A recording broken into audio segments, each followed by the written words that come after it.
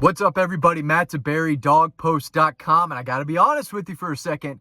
It is a tough week right now for Mark Stoops, the head coach of the Kentucky Wildcats, coming off a really embarrassing loss to South Carolina this past weekend. Got to remember, he was almost announced as the Texas A&M football coach in late November for about 2 seconds before they switched ways and hired Duke's Mike Elko. But Mark Stoops, coming off a bad loss, has the Georgia Bulldogs coming to town this weekend, and he knows that he has his hands completely full. Really tough time to be him this week. The fan base is not thrilled with him whatsoever, and it's only going to get worse with Kirby and the Dogs coming to town. He was speaking with reporters earlier this week, had a lot to say about Kirby and the Dogs, and that's what we're going to talk about in today's video. If you haven't seen his press conference, go over on YouTube and watch them, because he went on and on and on about Kirby and the Dogs. Here's what he had to say first about Carson Beck, Georgia's quarterback.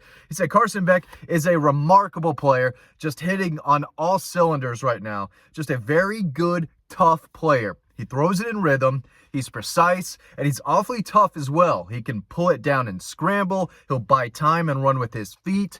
He'll lower the shoulder. You name it, he does it. He's a clear leader on a veteran team. And listen, if anyone knows that, it's Mark Stoops, right? When Kentucky came to Athens last year, it was a dominant performance by Carson Beck and the Dogs. I thought that may have been Carson's best game of the season. I mean, he was throwing the ball all over the place, accurate, poised, calm under pressure. He wasn't really under any pressure, but when he has time to sit back and go through his progressions, he's going to make the smart decision. He's going to throw an accurate football.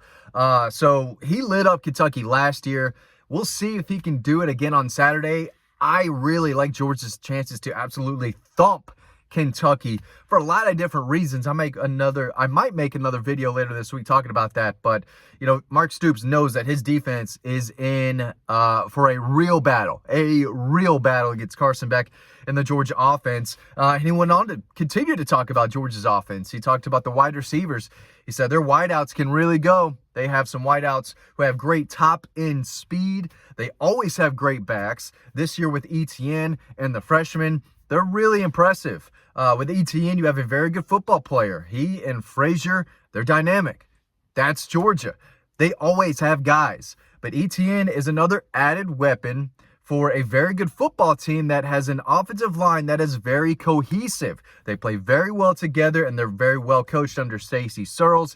It's an explosive group. And listen, anytime you watch an opposing coach talk about Georgia, either it's the week before or right after the game, they have no problem talking up the Dogs all day long. Number one, it's the truth, right? Georgia is the number one team in the country for a reason. They do have a really good quarterback. They do have talent all over the place. Offense, defense, special teams. They're a complete team.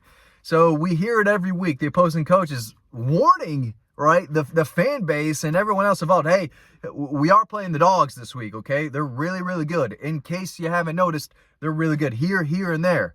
They've got so much talent here, and there. So, and after the game, I remember a couple years ago, I guess it was 2021, I was sitting next to the guy in the Sanford Stadium press box and was on a Zoom call back then, right? It was COVID still. And he asked him, hey, you know, what makes Georgia's defensive line so special? And Shane Beamer just goes off on the Zoom call. He's like, well, they've got 100 5-stars. They're talented everywhere. This and that. And they're all correct. They see it. This Georgia program is just on another level. He didn't talk too much about Georgia's defense. Here's what he said there. He said, defensively, you always know what you're getting there.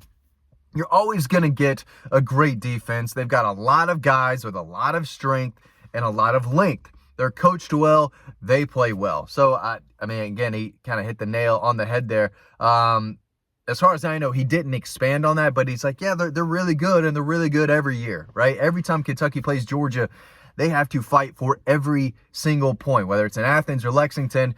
It's never easy for anyone to score on Georgia's defense.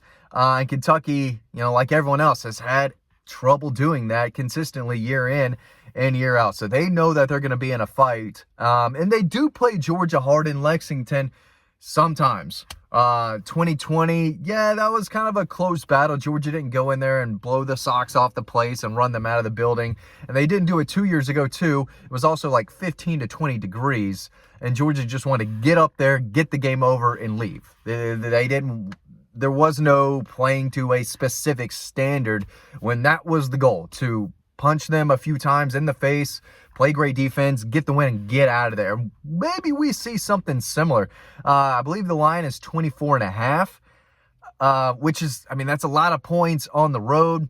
I think there could be a weather issue going on. If it's raining really, really hard, you're not going to see many points from the Dogs. You might not see a single one for Kentucky. If it's pouring rain and it's cold and just nasty, Georgia's going to get up and they're going to just run the football, get the game over with. Because Kentucky's not going to be able to move the ball much at all. If you throw rain in there, they're not going to be moving the football much at all, because Georgia knows they can't throw the football. They can't even throw it when it's not raining. If it is raining, they've got no shot. They probably have no shot anyway. But if Georgia knows they're running the ball, it's game over. They're just going backwards. So if it's rain, if there's a lot of rain involved, I think you really, really have to like Georgia's chances. I would take the under, but hopefully that would be a quick game and everyone can leave and get back home. Because that would mean a Georgia win, obviously, for everyone watching this. But he talked a little bit about the defense. And then someone asked him about Brock Vandagriff, saying, hey, how are you going to handle Brock Vandagriff? Played pretty bad against South Carolina. Not totally his fault. He was kind of set up to fail in some ways. Actually, Mark Stoops talked about how the offensive line didn't even give him a chance half the time. He said he didn't have an opportunity to make plays half the time he was out there. And that's on us. We have to do better. And he said the communication in the headset and the helmet were off. They were calling different plays than what they thought.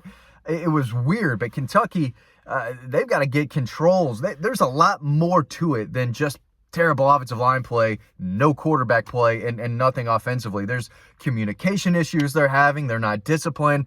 It's a lot worse than just one player losing his battle or losing that play against the guy in front of him.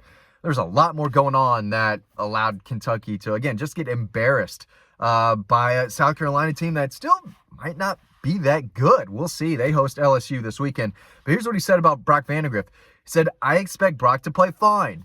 And this is where you have to go back and watch him talk about it, because it's not with a straight face. You can tell he doesn't really want to answer the question, and he barely believes the words that are coming out of his own mouth. But he said, if you just read the transcript, he said, I expect Brock to play fine. We have to play good around him, which is, you have to play well around him, not good. This guy, I mean, Mark Stoops ain't the smartest guy, right? Some people are smarter than others. And I think most people watching this are probably smarter than Mark Stoops, just the way he talks and the words that he uses.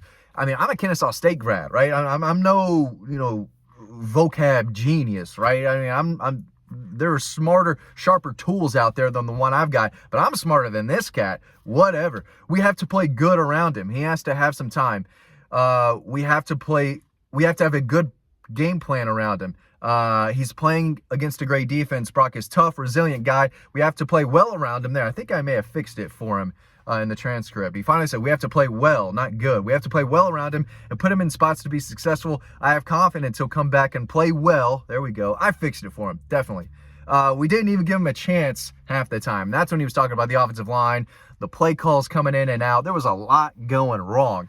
And you can go find the we should be having this on our channel. We got to figure out what works best, what y'all want to know. And let me know in the comment section below. After games, do you want to hear from Mark Stoops after this game and from Kalen DeBoer? Is that something y'all want on this channel? We've done it in the past. Maybe it's something we keep doing. But if you watch him, when he's asked about Georgia, he almost kind of rolls his eyes and he's like, yeah, they're really good. They've got a really good quarterback. Their wideouts are explosive. Their backs are dynamic. The offensive line, they're all returning starters except for the center. He didn't say that, but he said it with his eyes, and he said it with the way he said it. He knows he's in a little bit of trouble. I think they've got Tennessee, too. They play Texas soon. Now, they've got a brutal schedule, and this might be their hardest game. It probably is their hardest game. Even though it's at home, it's against the top-ranked Georgia Bulldogs, who are a tough, physical, violent football team. And they're coming up to play a Kentucky offensive line that really struggled and got beat by South Carolina's edge defenders and their interior. That's what Mark Stoops said. He said, we got beat on the edge. We got beat inside. We didn't play well. We didn't communicate well. We didn't execute well. They beat us. And if South Carolina is beating their offensive line like that and not allowing them to do anything whatsoever with a passing attack, it's going to be even worse against the Dogs. That's what I'm expecting.